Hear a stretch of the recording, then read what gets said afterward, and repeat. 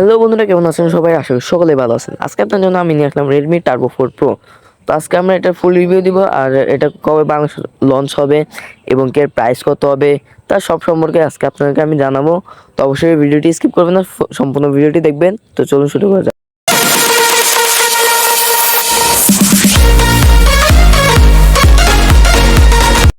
Redmi Turbo 4 Pro এই ফোনটিতে একদম একটা ফ্ল্যাগশিপ কিলার ফোন।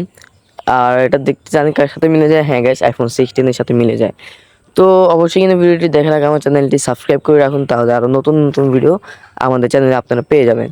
তো ফোনটি ব্যাকপার্টটা প্লাস্টিকের আর এর বডি ফ্রেমটা অ্যালুমিনিয়ামের তৈরি। বক্সটা আনবক্সিং করলে সিলিকন কার্বন পেয়ে যাবেন, 90 ওয়াটের ফাস্ট চার্জার পেয়ে যাবেন। আর এটা কিন্তু Turbo 4 Pro, যেহেতু রেডমি, তো এটা একটা গেমিং সেটিং ডিভাইস। আর ক্যামেরা মডিউলও বেশ ভালো হবে। সম্পূর্ণ ভিডিওটি কিন্তু আমি এক্সপ্লেন করব।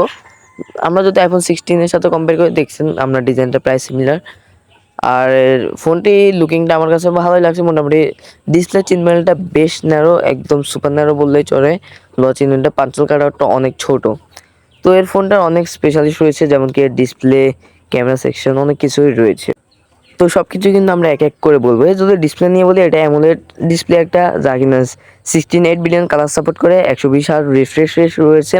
সাথে ডলবি ভিশনের এটা HDR10+ সাপোর্ট, HDR রয়েছে। তারপরে 32 ইঞ্চ স্পিক ব্রাইটনেস রয়েছে সাথে সাথে আর যদি প্ল্যাটফর্ম শিখতে বলি, এটা out of the box Android 15 run করছে, যা কিনা HyperOS 2। তো এটা নিয়ে আমার এগুলো নিয়ে কোনো কমপ্লেন নেই। আর এটা ফোন চার্জিংও বেশ ভালো। আর ব্যাটারি সেকশন যদি আসি, 7550 mAh সিলিকন কার্বন ব্যাটারি রয়েছে এখানে। তো গেমিং পারফরমেন্স ভালো পাবেন কেন বলি? গেমিং পারফরমেন্স ভালো পাবেন কারণ এখানে যে প্রসেসরটাই দেওয়া হচ্ছে মারাত্মক। এখানে প্রসেসর হিসেবে থাকছে Qualcomm Snapdragon 8s Gen 4, যেখানে 4 nm বিল্ড করা একটি চিপসেট। তো দেখতে বেশ ভালো লাগে। আর ক্যামেরা সেকশন আসলে 50 মেগাপিক্সেলের মেন শুটার আর 8 মেগাপিক্সেলের একটি আল্ট্রা শুটার। তো এদিক দিয়েও খুব ভালো রাখছে। আর ফ্রন্ট ক্যামেরা রাখছে 20 মেগাপিক্সেলের ক্যামেরা।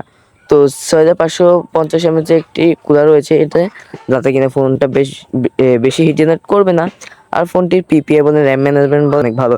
এর পিপিআই রয়েছে 447 এর পিপিআই রয়েছে, তো যার কারণে ভালো। আর স্টোরেজ টাইপ তো নিয়ে তো বলা হয়নি, UFS 4.1 মানে অনেকটাই এগিয়ে আছে এটা।